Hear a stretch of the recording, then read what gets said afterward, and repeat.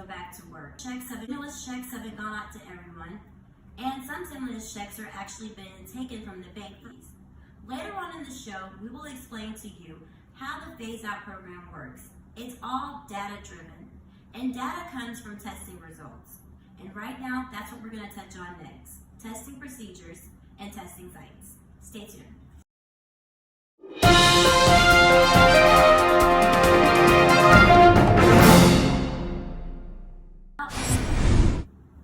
In the United States, we have a very huge population. Currently, we're almost at 300 million people that reside in the United States. As far as testing goes, about only 3 million of us have been tested. That's less than 1% of opening our economy in phases. But a lot of the states still are hotspots. And Jay's gonna let us know which states are considered a hotspot. And this list really bothers me due to the fact that my state is on it. The top states with the most cases: New York, New Jersey, Massachusetts, Pennsylvania, Michigan, California, and my hometown, Illinois. What we're going to do next is explain to you guys the difference between a regular test and an antibody test. Stay tuned.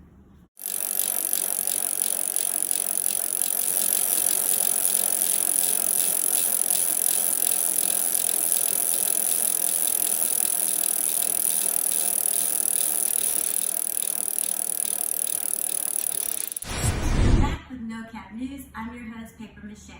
As of this morning, guys, I have live video footage of the testing site. I finally know someone that actually got tested for COVID-19, and I want to share this video with you today.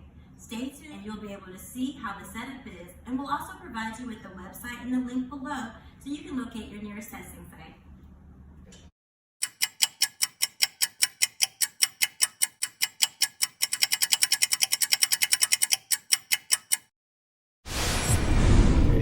Let's see, keep your windows up, turn the engine off. Okay, windows up. Okay, I am black. Is the address on your ID correct? Yes.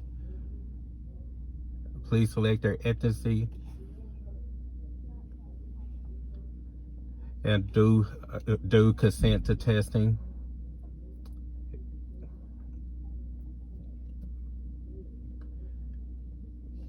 Okay. Okay. ID, yes.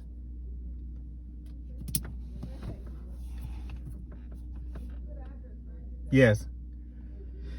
It is a good address.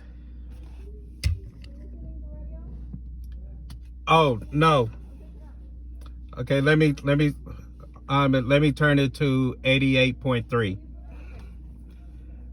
Oh, okay, they are asking me to tune in to 88.3. Okay, and they are asking me if I have self-insurance. Okay. Self-swabbing test. Okay, so what now?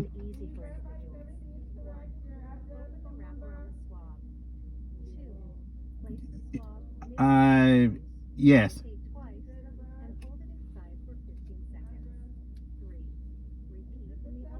Cell phone. Okay. Swab down inside and replace the tube cap. Remove the swab from the kit, unwrap it from its packaging, and swipe midway in the nose, rotating twice, holding it inside for 15 seconds. They will then repeat in the other nostril. The individual will then deposit the swab back in the tube and replace the tube cap, placing the kit back on the table. Welcome to the Ellis Davis community-based test site. Please remain in your vehicle at all times with the windows rolled up. We're glad you're here. There are 3 phases to this test process: verification, registration, and testing. The test site is now utilizing the self-swabbing test. If you're unable to perform a self-swab, please notify the healthcare worker at registration. You will be instructed by on-site staff members to perform various tasks, so please pay close attention to the instructions as it's for your safety and ours. The COVID-19 self-swabbing test is quick and easy for individuals. 1. Open the wrapper on the swab. 2. Place the swab midway in the nose, Rotate twice and hold it inside for 15 seconds. 3. Repeat in the other nostril. 4. Open the tube and put the soft end of the swab down inside and replace the tube cap.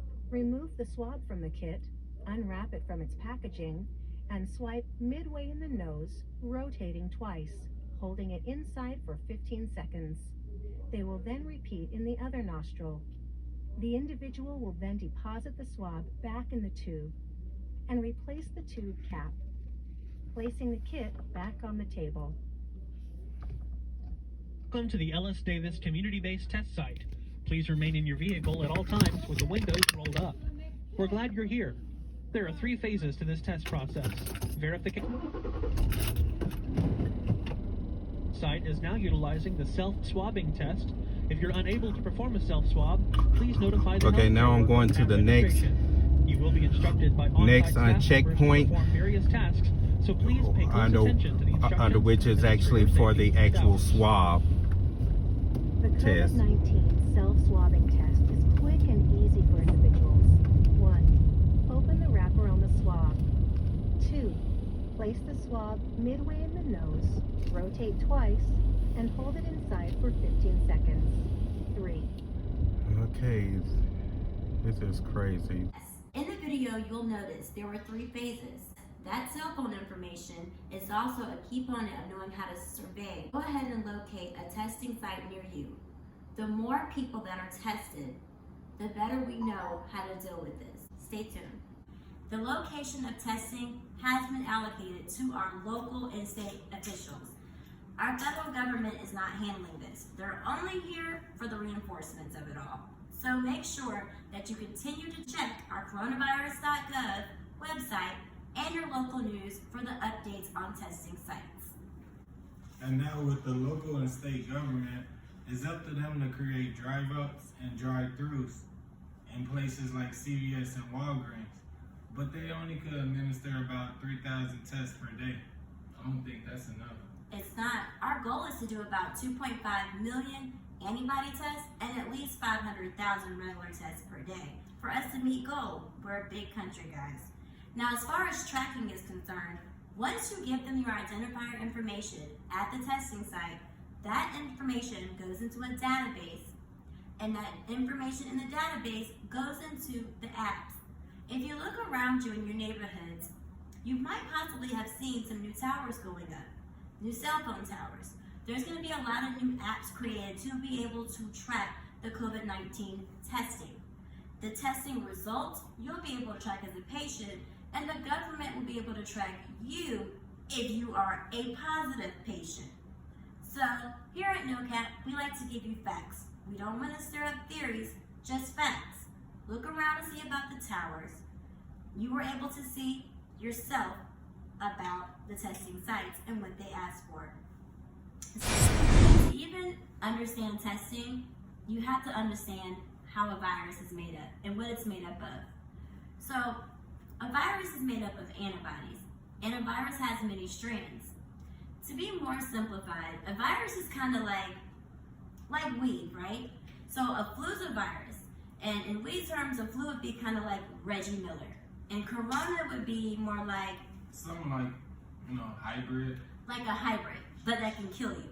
In the COVID-19, there's a lot of antibodies, and that's why they're doing the antibody test, because they'll be able to see if you possess those antibodies, and that will show them if you've ever been exposed. And that's the difference.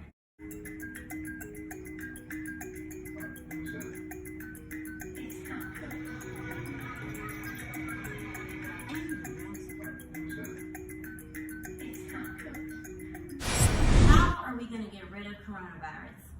Right now, everything is experimental. We are living as basically Lab rats. Lab rats.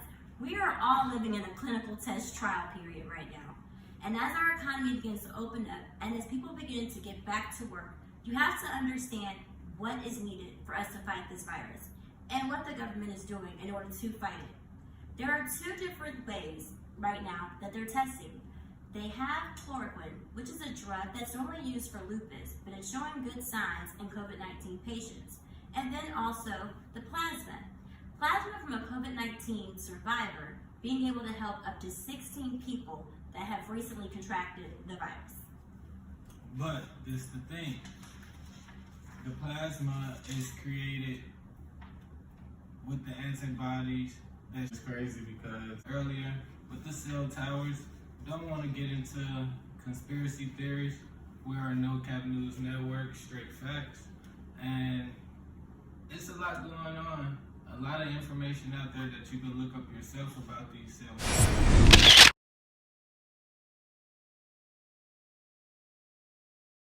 As we begin to move into our phase 1 of reopening our economy, it seems like everything is just hectic.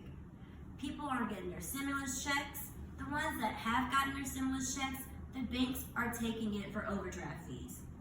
The world is in uproar right now because they're in fight or flight mode.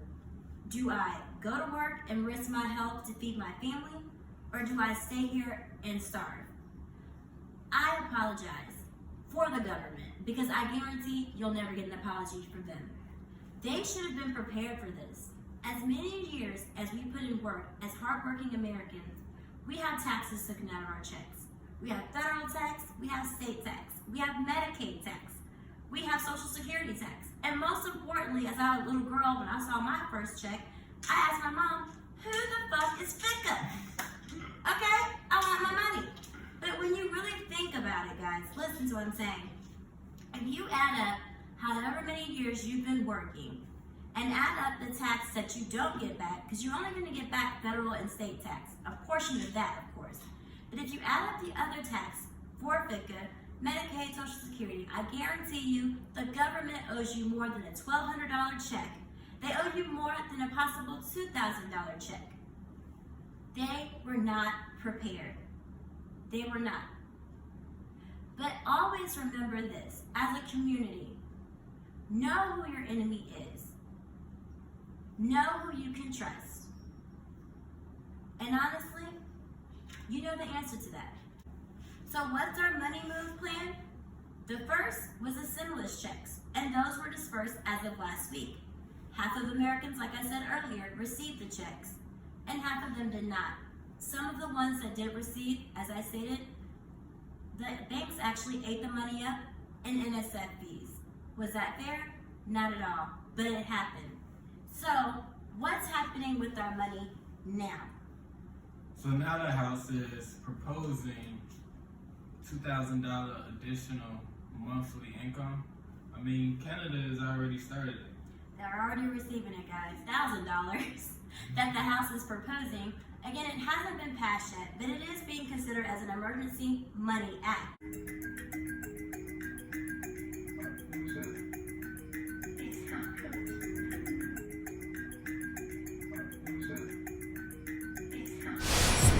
going to do a final report tonight, and that's our minority report. This concerns something very close to heart, which is my community, the Black American community. With all of the plasma centers going up, and also with the reopening of our economy and all the clinical trial testing sites going into our communities, you have to understand what's really going on. African Americans are being hit 3 times more with this coronavirus, and it's because of pre-health conditions, lack of insurance, and multi-generational homes. Asthma, diabetes, hypertension, overweight are predominant in our race. It's unfortunate, but it's a fact. We have to look out for each other. We have to be mindful. And again, like I said earlier, we have to be vigilant and question everything. Another part of our community where we're majority, even though we're really the minority, is our prison system.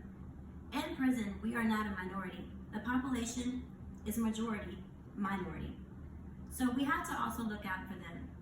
Last week, I was blessed to see a video, and it was actually very sad to watch, where a prisoner in Ohio was actually trapped in his cell with 2 other positive COVID prisoners.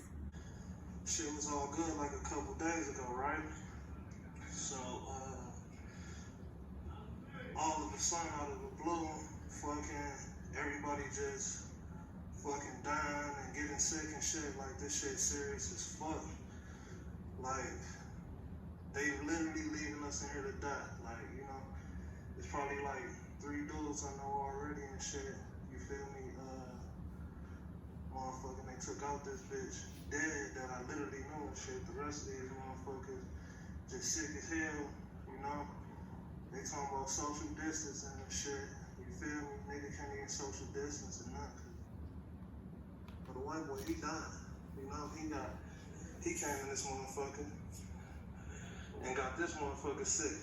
And then it's like, they got these motherfuckers in here, they not taking them out until they die, you know? Like we saw 2 months, well, now it's 3. And then it's like a gang of motherfuckers, they just took out this bitch, you feel me? And then they just hit us with these fucking masks. He had not yet caught the virus, but yet he had to endure that. Even though the government is telling us that a lot of people are being released, it's not enough. These men are the most vulnerable. They don't have 6 feet, they cannot social distance or physical distance. We have to continue to pray, we want to stay safe and get tested. And remember this, it's not just about you, it's about others too. Signing off, I'm Paper Mache, this is Nocap News.